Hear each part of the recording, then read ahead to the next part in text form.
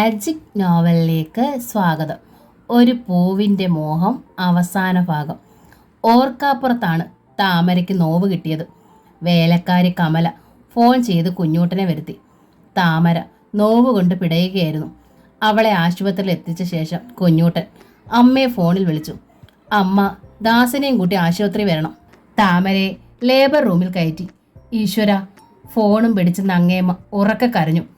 അപ്പോഴേക്കും കുഞ്ഞൂട്ടനെ ഡോക്ടർ വിളിപ്പിച്ചിരുന്നു. വൈഫിൻ്റെ നില ഇത്തിരി സീരിയസ് ആണ്.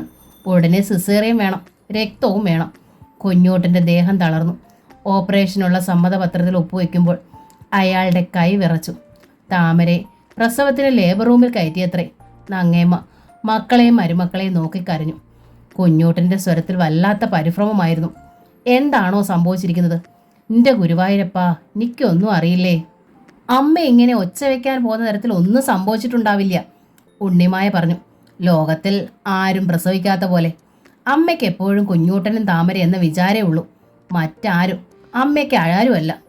ദാസനെയും കൂട്ടി എന്നോട് ആശുപത്രിയിലേക്ക് ചെല്ലാനാ കുഞ്ഞൂട്ടൻ ആവശ്യപ്പെട്ടിരിക്കുന്നത്.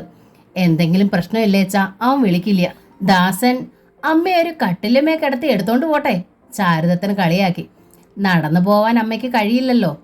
അമ്മ എടുത്തോണ്ടും കൊണ്ടുപോണില്ല, നടത്തിയും കൊണ്ടുപോണില്ല, നരഹരി പറഞ്ഞു. അമ്മ മിണ്ടാതെ ആ കിടക്കയിൽ കിടക്കുക. അമ്മ ചെന്നില്ലെന്ന് വെച്ച് ആരും പരാതി പറയാൻ പോണില്ല. എങ്കിൽ നിങ്ങൾ ആരെങ്കിലും ഒന്ന് ചെല്ല്. അവിടെ കുഞ്ഞൂട്ടം മാത്രമല്ലേ ഉള്ളൂ. പോരെങ്കിൽ സുഖമില്ലാത്തവനും. മനസ്സ് തളർന്നാൽ എന്താ ഉണ്ടാവുമെന്ന് പറയാൻ പറ്റില്ല. ഹരിയേട്ടൻ എന്തായാലും പോണില്ല, ലത അറിയിച്ചു. അനിയന്റെ വേളിയുടെ പ്രസവ ശുശ്രൂഷയ്ക്ക് ഏട്ടൻ ചെല്ലേണ്ട കാര്യമൊന്നുമില്ല. മറ്റാരൊക്കെയുണ്ട് ഈ ഇല്ലത്ത്? ഇങ്ങനെ തർക്കിച്ച് നിൽക്കാതെ ആരെങ്കിലും ഒന്ന് ചെല്ലണേ. മക്കളെ നോങ്ങി നങ്ങേമ്മ കൈകൾ കൂപ്പി. ഈ സമയത്താണ് സ്വന്തമായിട്ടുള്ളവരുടെ സഹായം വേണ്ടത്. എൻ്റെ കുഞ്ഞൂട്ടനെ കൊണ്ട് എന്താവും? അവൻ എന്തറിയാം? പാവം എൻ്റെ കുട്ടി. ഞാൻ പോവാമേ. മറ്റുള്ളവരെ ഒന്ന് നോക്കിയിട്ട് ഭവദാസൻ പറഞ്ഞു. നീ തന്നെ അവളുടെ ശുശ്രൂഷയ്ക്ക് പോകേണ്ടത്. ഉണ്ണിമായ പൊട്ടിത്തെറിച്ചു. എനിക്കറിയാം, നിനക്ക് അവളോട് ഇത്തിരി മനസ്സലിവ് കൂടുതലാ. ഒരിക്കൽ ബോധമില്ലാതെ കിടന്നവളെ കുളക്കടവിൽ നിന്ന് എടുത്തുകൊണ്ട് പോകാത്തതൊന്നും മറന്നിട്ടില്ല. എങ്ങനെയാ ബോധക്കേടുണ്ടായതെന്നൊക്കെ ആർക്കറിയാം. ഈ ഇല്ലത്തുള്ള എല്ലാ പുരുഷന്മാരെയും മോഹിപ്പിച്ച് കളഞ്ഞില്ലേ മോഹിനി. മഹാപാപം പറയല്ലേ ഉണ്ണി, നങ്ങേമ്മ യാചിച്ചു. ആരെയും മോഹിപ്പിക്കാൻ നടക്കണവളല്ല താമര. അവളെ എനിക്കറിയാം.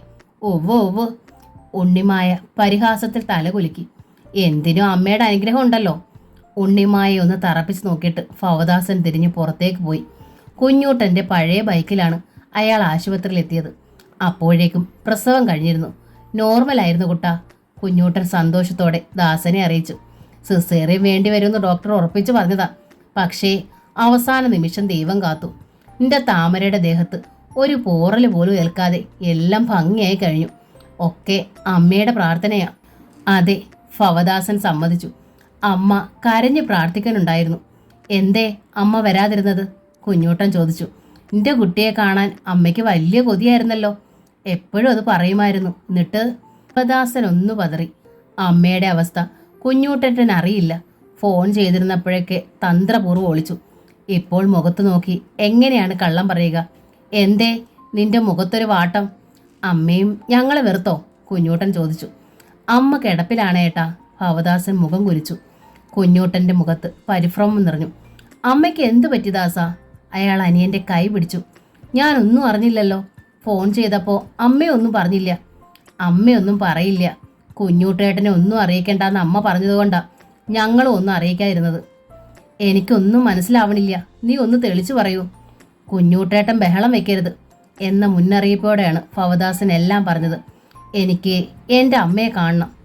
ഈ സമയത്ത് ഇവിടുന്ന് പോകാൻ കഴിയില്ലല്ലോ കുഞ്ഞേട്ടേട്ടാ. അമ്മയാണെങ്കിൽ കുറേ നാളായി കിടപ്പിലുമാണ്. ഇനിയിപ്പോൾ ഏട്ടത്തിയമ്മ ആശുപത്രിയിൽ നിന്ന് ഡിസ്ചാർജായ ശേഷം വന്ന അമ്മയെ കണ്ടാൽ മതി. കുഞ്ഞൂട്ടന് പക്ഷേ സമാധാനിക്കാനായില്ല. എങ്കിലും എൻ്റെ അമ്മ പോലും എന്നോടിത് പറഞ്ഞില്ലല്ലോ. മൊബൈലിൽ അയാൾ അപ്പോൾ തന്നെ അമ്മയെ വിളിച്ചു. നങ്ങേമ്മ കരഞ്ഞു. എന്നെ ഓർത്ത് നീ വ്യസനിക്കണ്ട കുട്ടാ. അമ്മയുടെ കാലം കഴിഞ്ഞതല്ലേ. താമര സുഖമായിരിക്കണമല്ലോ. അതറിഞ്ഞാൽ മതി എനിക്ക്. ആശുപത്രിയിൽ നിന്ന് വന്ന ശേഷം 3 പേരും കൂടി സൗകര്യമായി എന്നെ വന്ന് കണ്ടാൽ മതി. താമരയോടും വാടക വീട്ടിലെത്തിയ ദിവസങ്ങൾ കഴിഞ്ഞ ശേഷമാണ് കുഞ്ഞൂട്ടൻ വിവരം പറഞ്ഞത്. എന്നാലും അമ്മയെങ്കിലും ഒന്ന് പറഞ്ഞില്ലല്ലോ. അവൾ പരിഭവിച്ചു. നോക്കൂ, ഇനി ഒരു നിമിഷം വൈകാൻ പാടില്ല. താമര കുഞ്ഞൂട്ടനോട് പറഞ്ഞു. മോളെയും കൊണ്ട് നമുക്ക് അമ്മയെ കാണാൻ പോകാം. കുഞ്ഞൂട്ടേട്ടയുടെ കുട്ടിയുടെ മുഖം കാണാനുള്ള അമ്മയുടെ മോഹം കുഞ്ഞൂട്ടേട്ടയേക്കാൾ എനിക്കറിയാം. കുഞ്ഞൂട്ടൻ തടസ്സം പറഞ്ഞില്ല. കുഞ്ഞൂട്ടൻ്റെ കാർ പൂമുഖമുറ്റത്ത് വന്ന് നിന്നപ്പോൾ ഉമ്മറത്ത് സോമബാല മാത്രമേ ഉണ്ടായിരുന്നുള്ളൂ. കാറിൽ നിന്ന് ആദ്യം വെളിയിൽ വന്നത് കുഞ്ഞൂട്ടനായിരുന്നു. കുഞ്ഞൂട്ടനെ കണ്ടതും സോമയുടെ മുഖം ഒന്ന് തെളിഞ്ഞു. കറുത്ത ഗ്ലാസ് ഇട്ട കാറായതിനാൽ അകത്തുണ്ടായിരുന്നവരെ അവൾക്ക് കാണാൻ കഴിഞ്ഞിരുന്നില്ല. കുഞ്ഞൂട്ടൻ പിൻവാതിൽ തുറന്നു പിടിച്ച് കുട്ടിയുമായി താമര വെളിയിൽ വന്നതും സോമബാല സ്തബ്ധയായി. ഇത്ര വേഗം താമര ഇല്ലത്തേക്ക് വരുമെന്ന് നമ്മൾ വിചാരിച്ചതേയില്ല. പെട്ടെന്ന് താമര അത് കണ്ടു. സാരയില്ല എന്ന് കുഞ്ഞൂട്ടൻ കണ്ണടച്ചു കാണിച്ചു. സോമ ചെന്ന് ഉണ്ണിമായയോട് വിവരം പറഞ്ഞു. വന്നിട്ടുണ്ട് അമ്മയെ കാണിക്കാനായി കുട്ടിയെ കൊണ്ട്. വാലായ്മ തീരും മുമ്പോ ഉണ്ണിമായ കണ്ണു മിഴിച്ചു. കറുത്തേടത്തില്ലത്ത് ഇങ്ങനൊരു പതിവ് മുമ്പുണ്ടായിട്ടില്ലല്ലോ. അതൊക്കെ ആരാ ഇപ്പം നോക്കണത്? ലത ചോദിച്ചു. കറുത്തേടത്ത് കുഞ്ഞൂട്ടനെ എന്തോ ആവാലോ. പടികൾ കയറി പൂമുഖത്തേക്ക് വരുന്ന താമരയും കുട്ടിയും ജനലഴികൾക്കിടയിലൂടെയാണ് സോമയും ഉണ്ണിമായയും ലതയും കണ്ടത്. ഈ കുട്ടിക്ക് ആരുടെ ചായയാ? ഉണ്ണിമായ മറ്റുള്ളവരോട് ചോദിച്ചു. കുഞ്ഞൂട്ടന് ഇത്രയും നിറമില്ലല്ലോ, കണ്ണുകൾക്ക് ഇത്രയും വലിപ്പവും ഇല്ല. രണ്ടാമത്തെ വാചകം സോമയിലൊരു നടുക്കമുണ്ടാക്കി. ഹരിഗോവിന്ദൻ്റെത് വലിയ കണ്ണുകളാണ്. അതേക്കുറിച്ച് എല്ലാവരും ഇല്ലത്ത് പറയാറുമുണ്ട്. ചായ പറയാറൊന്നും ആയില്ല ആത്തോലന്മാരെ. പിന്നിൽ നിന്ന് അടിച്ചു തളിക്കാരി ഉമ്മിണി വിളിച്ചു പറഞ്ഞു. ചായ തിരിക്കണച്ചാ ഒരാണ്ടെങ്കിലും കഴിയണം. പിന്നെ താമരാത്തോൽക്കും നല്ല വിടർന്ന കണ്ണുകളുണ്ടല്ലോ, പൊന്നിൻ്റെ നിറവും. തള്ള ഇപ്പം ആരേലും ഇങ്ങോട്ട് ക്ഷണിച്ചോ? മുഖത്തടിക്കും പോലെയാണ് ഉണ്ണിമായ ചോദിച്ചത്. ഒരക്ഷരം മറുപടി പറയാതെ ഉമ്മിണി തിരിഞ്ഞു പുറത്തേക്ക് പോയി. ആ തള്ള അവളുടെ പക്ഷമാ, ലത പറഞ്ഞു. ബാല്യക്കാരികൾക്ക് വാരിക്കൊടുക്കും താമര. കുഞ്ഞൂട്ടൻ്റെ കയ്യിൽ ഇഷ്ടം പോലെ പണമുണ്ടല്ലോ. മുകളിലെ അറയിൽ ഹരിഗോവിന്ദനുണ്ടായിരുന്നു. കുറേ നാളുകൾക്ക് ശേഷമാണ് ഹരിയേട്ടൻ പഴയ സ്വപ്നസുന്ദരിയെ കാണണത്. വീണ്ടും ആ മനസ്സ് ചാഞ്ചാടുമോ? അമ്മയുടെ ഇപ്പോഴത്തെ അവസ്ഥയിൽ കുഞ്ഞൂട്ടേട്ടനും താമരേട്ടത്തെയും ഇവിടെ പാർപ്പ് തുടങ്ങുമോ? ഒന്നും സോമയ്ക്ക് മനസ്സിലായില്ല. കുഞ്ഞൂട്ടനും താമരയും നേരെ നങ്ങയമ്മയുടെ അരികിലേക്കാണ് ചെന്നത്. കിടന്ന കിടപ്പിലായിരുന്നു അമ്മ. മുഖവും ദേഹവും വല്ലാതെ ശോഷിച്ചിരുന്നു. മുടി മൊത്തം നരച്ചു. വളരെ കുറഞ്ഞ സമയം കൊണ്ട് ആളാകെ മാറിപ്പോയിരുന്നു. അമ്മേ, നങ്ങയമ്മയുടെ മുഖത്ത് ചുണ്ടമർത്തി താമര കരഞ്ഞു. ഈ അവസ്ഥയിലായിട്ടും ഞങ്ങളെ ഒന്നും അറിയിച്ചില്ലല്ലോ. അതിന് മാത്രമുള്ള വിഷമങ്ങളൊന്നും എനിക്കില്ല മോളെ. വരണ്ട ചുണ്ടുകൾ വിടർത്തി നങ്ങേമ്മ പുഞ്ചിരിച്ചു. ആയുർവേദ മരുന്നുകൾ കഴിക്കുന്നുണ്ട്. ദേഹം ശോഷിക്കാനുള്ള മരുന്നുകളാ. അതാ ക്ഷീണിച്ചതേ. ക്ഷീണിക്കണത് നല്ലതാണെന്നാ വൈദ്യം പറഞ്ഞത്. എണീച്ച് നടക്കാൻ കഴിയുമെന്ന് ഉറപ്പ് പറഞ്ഞിരിക്കുക. അതോർത്ത് നിങ്ങൾ ആരും വിഷമിക്കേണ്ട. അമ്മ പറഞ്ഞത് കുഞ്ഞൂട്ടനോ താമരയ്ക്കോ വിശ്വാസമായില്ല. അസാധാരണ മനഃശക്തിയുള്ള ആളാണ് അമ്മ. അതുകൊണ്ടാണ് ഈ സമയത്ത് മറ്റുള്ളവരെ നോക്കി പുഞ്ചിരിക്കാൻ കഴിയണത്. താമര മകളെ അമ്മയുടെ അരികിൽ കിടത്തി. ഇവൾക്ക് ഞങ്ങൾ അമ്മയുടെ പേരിടാനാ തീരുമാനിച്ചിരിക്കണത്. അത് വേണോ കുട്ടി? വേദനയോടെയാണ് നങ്ങേമ്മ ചോദിച്ചത്. എൻ്റെ അവസ്ഥ കണ്ടല്ലോ, എന്നെപ്പോലെ ആരും ആവരുത്. അമ്മയുടെ അവസ്ഥയൊക്കെ മാറും, കുഞ്ഞൂട്ടൻ പറഞ്ഞു. അമ്മയെ വിട്ട് ഞങ്ങളിനി എങ്ങടും പോണില്ല, ആരെന്ത് പറഞ്ഞാലും. തെക്കിനി തളത്തിൽ നിന്ന് ഉണ്ണിമായ അത് കേൾക്കുന്നുണ്ടായിരുന്നു. അത് മുഴുവൻ കേൾക്കും മുമ്പേ അവൾ തിരിഞ്ഞ് ഓടുകയും ചെയ്തു. അത് കഴിഞ്ഞാണ് കുഞ്ഞൂട്ടൻ ബാക്കി പറഞ്ഞത്. ഇല്ലേച്ചാ, ഞങ്ങൾ എവിടെയോ അവിടേക്ക് അമ്മയും കൊണ്ടുപോകും. കണ്ണുകൾ നിറഞ്ഞതല്ലാതെ നങ്ങേമ്മയിൽ നിന്നും മറുപടി ഉണ്ടായില്ല. ഉണ്ണിമായ ഓടിയത് സോമബാലയുടെ അറയിലേക്കാണ്. അവിടെയും സംസാരം കുഞ്ഞൂട്ടനെയും താമരയും കുറിച്ചായിരുന്നു. നീ കണ്ടോ കുട്ടിയെ? വല്ലാത്ത ആകാംക്ഷയിലായിരുന്നു ഹരിഗോവിന്ദൻ്റെ മുഖത്ത്. സോമബാലയ്ക്ക് അത് സഹിച്ചില്ല. ഞാൻ കണ്ടില്ല, എനിക്ക് കാണുകയും വേണ്ട. അപ്പോഴാണ് ഉണ്ണിമായ വന്ന് വിളിച്ചത്. സോമേ, കുട്ടി. സോമ ഇറങ്ങി വന്നു. അറിഞ്ഞോ വിശേഷം? താമരയും കുഞ്ഞൂട്ടനും ഇനി ഇവിടുന്ന് പോണില്ല. സ്ഥിരതാമസത്തിനാ വന്നത്. അവള് പിടിച്ചോണ്ട് വന്നതാവും. ഉണ്ണിമായുടെ കണ്ണുകൾ മെഴിഞ്ഞു. സോമയ്ക്ക് നെഞ്ചു പൊട്ടി. കുട്ടിയെ ഞാൻ അടുത്ത് കാണുകയും ചെയ്തു കേട്ടോ. ഏതായാലും കുഞ്ഞൂട്ടൻ്റെ ചായയല്ല, ആരുടെ ചായയാണെന്ന് പറഞ്ഞാൽ നീ കരയും. അതുകൊണ്ട് ഞാൻ പറയണില്ല. മരിക്കും ഞാൻ. സോമ പൊട്ടിക്കരഞ്ഞു. യക്ഷിക്കുളത്തിൽ പണ്ടൊരു ബാല്യക്കാരി ചാടിയില്ലേ, അതേപോലെ എൻ്റെ ജഡോടെ പൊങ്ങും. അങ്ങനെയൊന്നും പറയല്ലേ കുട്ടി. സോമയെ ചേർത്ത് പിടിച്ച് ഉണ്ണിമായ സമാധാനിപ്പിച്ചു. വല്ലവരും തെറ്റ് ചെയ്തതിന് നീയാണോ ശിക്ഷ അനുഭവിക്കേണ്ടത്? പിന്നെ ഞാൻ എന്ത് ചെയ്യും ഏട്ടത്തി? സോമ കരഞ്ഞു. എൻ്റെ ജീവിതമല്ലേ നശിച്ചത്. നിന്റെ ജീവിതം നശിപ്പിക്കാൻ ശ്രമിക്കണവളെ നീ ഇവിടുന്ന് അടിച്ചിറക്കണം. നീ അത് ചെയ്താൽ നിന്നെ ചോദ്യം ചെയ്യാൻ ആരും ഇവിടെ തയ്യാറാവില്ല. അവളുടെയും കുഞ്ഞൂട്ടൻ്റെയും പക്ഷം പിടിക്കാൻ ആകെയുള്ളത് അമ്മയാണെന്നറിയാലോ. അമ്മ കിടക്കേന്ന് എണീക്കാനാവാതെ കിടപ്പിലുമായി. പിന്നെ നീ ആരെയാ ഭയക്കണത്? ഒന്നെനിക്ക് ഉറപ്പാ, ആ ഉണ്ടക്കണ്ണുള്ള കുട്ടിയുമായി താമര ഇവിടെ സ്ഥിര താമസമാക്കിയ നിനക്ക് നിന്റെ നമ്പൂതിരി നഷ്ടാവും. ആ പേശാമാടന്തയുടെ തനി നിറം അറിയണതോടെ കുഞ്ഞൂട്ടന് ഭ്രാന്തുമാവും. നശിക്കണത് കറുത്തേടത്തില്ലമ്മ. ഹരിഗോവിന്ദം പൊടിയും തട്ടി അയാളുടെ ഇല്ലത്തേക്ക് പോവും. കണക്ക് പറഞ്ഞ് കുഞ്ഞൂട്ടന്റെ ഭാഗം വാങ്ങി താമര ഇവിടെ തന്നെ പാർക്കുകയും ചെയ്യും. എന്തിനും തുനിഞ്ഞ പെണ്ണുങ്ങളെ തുണയ്ക്കാൻ ധാരാളം ആളുകളുണ്ടല്ലോ. മര്യാദക്കാരാ എവിടെയും കഷ്ടപ്പെടുത്തുക. ഏട്ടത്തി പറയണത് ശരിയാണെന്ന് സോമവാലയ്ക്ക് ബോധ്യമായി. തൻ്റെ ഹൃദയ നൈർമല്യവും പാതിവൃത്യവും കൊണ്ട് ഒരു പ്രയോജനവും ഉണ്ടായിട്ടില്ലല്ലോ. ഏട്ടത്തി പറയുക. സോമ ഉണ്ണിമായയോട് ആവശ്യപ്പെട്ടു. ഞാൻ എന്താ വേണ്ടത്? താമരേട്ടത്തിയോടും കുഞ്ഞൂട്ടേട്ടയോടും ഈ ഇല്ലത്ത് പാർക്കണ്ടെന്ന് എനിക്ക് പറയാൻ അധികാരമുണ്ടോ? ഞാൻ അങ്ങനെ പറഞ്ഞാൽ അവർ അനുസരിക്കൂ? എന്നെപ്പോലെ അവർക്കും ഈ ഇല്ലത്ത് അവകാശമല്ലേ? ഹരിയേട്ടൻ പോലും എന്നെ എതിർത്തൊന്നു വരാം. തുറന്നടിച്ച് ഇല്ലത്തുനിന്ന് ഇറങ്ങിപ്പോണമെന്നൊന്നും പറയാനല്ല ഞാൻ പറഞ്ഞത്, ഉണ്ണിമായി വിശദീകരിച്ചു. ഒളിച്ചു നിന്ന് പോര് കാട്ടണം. ഇവിടുന്ന് പോയാൽ മതിയെന്ന് അവൾക്ക് തോന്നണം. നീ എൻ്റെ ഒപ്പം നിന്നാൽ എന്താ വേണ്ടതെന്ന് ഞാൻ പറഞ്ഞു തന്നോളാം. ആദ്യം അവളെയും കുഞ്ഞൂട്ടിനെയും തമ്മിൽ അകറ്റണം. എന്നാലേ ബാക്കി കാര്യങ്ങൾ എളുപ്പമാവും. എനിക്കൊന്നും അറിയില്ല. സോമ നിസ്സഹായ ഭാവത്തിൽ കൈമലർത്തി. ഏട്ടത്തി എന്തു പറയണോ അത് ഞാൻ ചെയ്യാം. അത് മതി, ഉണ്ണിമായ സമ്മതിച്ചു. പണ്ടൊന്നും ഞാൻ പറഞ്ഞാൽ നീ അനുസരിക്കില്ലായിരുന്നല്ലോ. ഏഷണിക്കാരിയായിട്ടായിരുന്നല്ലോ എന്നെ നീയും താമരയും കണ്ടിരുന്നത്. താമര എന്ന ഈ ഉർവശി വന്നതോടെ എന്നെ കാണുന്നത് പോലും നിങ്ങൾ രണ്ടാൾക്കും ചതുർത്ഥിയായി. ഒടുവിൽ അവൾ ശരിക്കും സമ്മാനം തന്നല്ലോ. ഇതൊക്കെ കാണാൻ കാത്തിരിക്കുകയായിരുന്നു ഞാൻ. ദൈവം ഇപ്പോഴാ എൻ്റെ നേർക്ക് കണ്ണു തുറന്നത്. കഴിഞ്ഞതൊന്നും ഇനി പറയണ്ട ഏട്ടത്തി, സോമബാല യാചിച്ചു. മോഹിനി വേഷം കേട്ടി വന്ന രാക്ഷസിയായിരുന്നു അവളെന്ന് ഞാൻ അറിഞ്ഞില്ല. അവളുടെ കയ്യിൽ നിന്ന് എൻ്റെ ഹരിയേട്ടനെ എനിക്ക് രക്ഷിക്കണം. ആ രക്തമാ എൻ്റെ വയറ്റിൽ കിടന്ന് തുടിക്കണത്. നിന്റെ കുട്ടിക്ക് അച്ഛനില്ലാതാവരുത്. നിന്റെ കുട്ടിക്ക് അച്ഛനില്ലാതാവരുതെങ്കിൽ അവളുടെ കുട്ടിക്ക് ആയുസില്ലാതാവണം, ഉണ്ണിമായ പറഞ്ഞു. സോമയുടെ കണ്ണുകൾ മെഴിഞ്ഞു. ക്രൂരതയാ ഞാൻ പറയണമെന്ന് നിനക്ക് തോന്നും. പക്ഷേ നീ ഒന്ന് ആലോചിച്ച് നോക്ക്. നിന്റെ ചോരയല്ലേ കുഞ്ഞൂട്ടൻ. അവൻ അനുഭവിക്കണ ചതി എത്രയാ. വല്ലവൻ്റെയും കുട്ടിയല്ലേ അവൻ സ്വന്തം കുട്ടിയായി താലോലിക്കണത്. എന്നെങ്കിലും ആ സത്യം അറിഞ്ഞാൽ അവനത് സഹിക്കാനാവുമോ? അതിനു മുന്നേ ആ പാപജന്മം ഇല്ലാതായിരുന്നെങ്കിൽ എന്ന് ഓർക്കുവാ ഞാൻ. നിന്റെ നമ്പൂതിരി രക്ഷപ്പെടാനും അതേ ഉള്ളു മാർഗം, ഉണ്ണിമായ പല്ല് ഞെരിച്ചു. ഒരക്ഷരവും മറുപടി പറയാതെ കേട്ടു നിന്നതേ ഉള്ളൂ സോമബാല. കറുത്തേടത്തില്ലത്തെ നങ്ങേമ അന്തർജനത്തിന് 5 സന്താനം. മൂത്ത ആളായ നരഹരിക്ക് സന്താനങ്ങളില്ല. കഴിക്കാത്ത ചികിത്സയും വഴിപാടുകളുമില്ല. ഇല്ലത്തെ ആദ്യ സന്താനം പിറന്നത് ഉണ്ണിമായയ്ക്കായിരുന്നു. അതിനുശേഷം ഇല്ലത്ത് പിറന്ന കുട്ടിയാണ് താമരയുടേത്. കുഞ്ഞൂട്ടന് വേളിയോ സന്താനമോ ഉണ്ടാകരുതെന്നായിരുന്നു ഉണ്ണിമായയുടെ ആഗ്രഹം. സോമയുടെയും പെൺകൊടയോ അവൾ ഇച്ഛിച്ചതല്ല. പഠിപ്പും ഉദ്യോഗവും ഇല്ലാത്ത ഭവദാസന് വേളി ഉണ്ടാകാൻ പോകുന്നില്ലെന്നും ഉണ്ണി കരുതുന്നു. ആ നിലയ്ക്ക് താമരയുടെയും കുഞ്ഞൂട്ടൻ്റെയും നവജാത ശിശുവാണ് അവളുടെ പുതിയ ശത്രു. പൂരം പിറന്ന കുട്ടിയാ, ഉണ്ണിമായ തുടർന്നു. പൂരം പിറന്ന പെണ്ണ് നല്ല തൻ്റെടമുള്ളവളായിരിക്കും. ജീവനോടിരുന്നാൽ അവളെ തോൽപ്പിക്കാൻ ആർക്കും ആവില്ല. അതുകൊണ്ട് ഒന്നുകിൽ അതിനെ ഈ ഇല്ലത്തുനിന്ന് കെട്ടിക്കണം, അല്ലേച്ച തെക്കോട്ടയക്കണം. അവസാന വാചകം കേട്ട് സോമയിൽ വല്ലാത്തൊരു നടുക്കമുണ്ടായി. അത് കണ്ട് ഉണ്ണിമായ കൈ ഉയർത്തി. നിന്റെ ഈ പേടിയും ദീനാനുകമ്പയും ആദ്യം കളയണം. ഇല്ലാച്ച ഞാൻ ഓരോന്ന് പറയുന്നതല്ലാതെ ഒന്നും നടക്കാൻ പോണില്ല കേട്ടോ. ഏട്ടത്തി പറയണതെല്ലാം ഞാൻ അനുസരിച്ചോളാന്നേ. സോമ ഒരിക്കൽ കൂടി വാക്കുറപ്പിച്ചു. ഏത് ജോലിക്കും മുൻകൂർ പ്രതിഫലം പറ്റുന്നവളാണ് ഉണ്ണിമായ. കണക്ക് പറയാനും താൻ ആഗ്രഹിക്കുന്നത് പിടിച്ചു പറിക്കാനും അവൾക്കൊരു മടിയുമില്ല.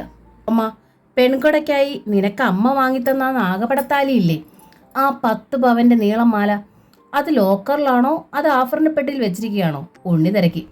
അത് ആഭരണപ്പെട്ടിയിലുണ്ട്, സോമ പറഞ്ഞു. 10 പവനൊന്നും അല്ലത്, 25 പവനുണ്ട്. അതിൽ പതിച്ചിരിക്കണതാച്ച ഒറിജിനൽ രത്നങ്ങളുമാ. എങ്ങനെയും 1 ലക്ഷത്തിലധികം വില വരും. അമ്മ പറഞ്ഞതല്ലേ ഇതെല്ലാം, ഉണ്ണിമായ പൊട്ടിച്ചിരിച്ചു. അമ്മ നിന്നെ പറ്റിച്ചതാ. അമ്മയുടെ സ്വർണം മുഴുവൻ അമ്മ താമരയ്ക്ക് കൊടുത്തു. അവൾക്കുണ്ടായിരിക്കണത് ഒരു പെൺകിടാവാ.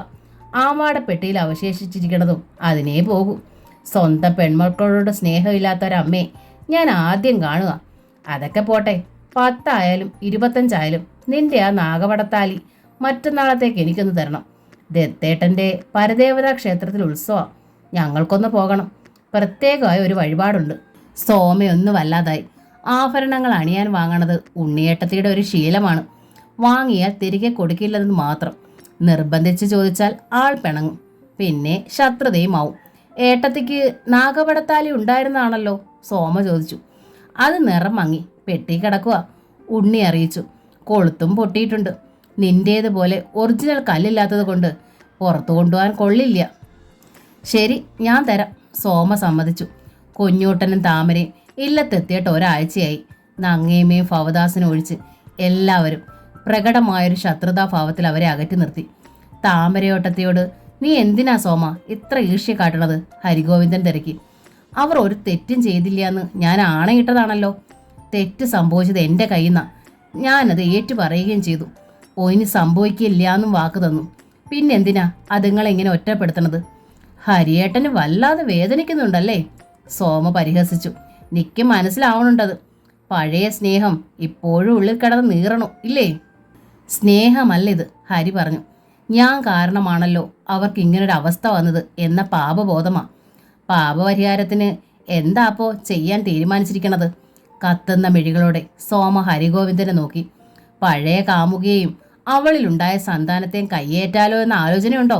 ഉണ്ടേച്ചാ പറഞ്ഞോളൂ. നിന്റെ കുഞ്ഞൂട്ടേട്ടനെങ്കിലും മോഹിനി വേഷം കിട്ടി ആ പിശാചിനിയുടെ കയ്യിൽ നിന്ന് രക്ഷപ്പെടുമല്ലോ. തരിച്ചു നിന്നുപോയി ഹരിഗോവിന്ദൻ. വേളിയുടെ കരണമടച്ചൊന്ന് കൊടുത്താലോ എന്നയാൾ ആലോചിക്കാതിരുന്നില്ല.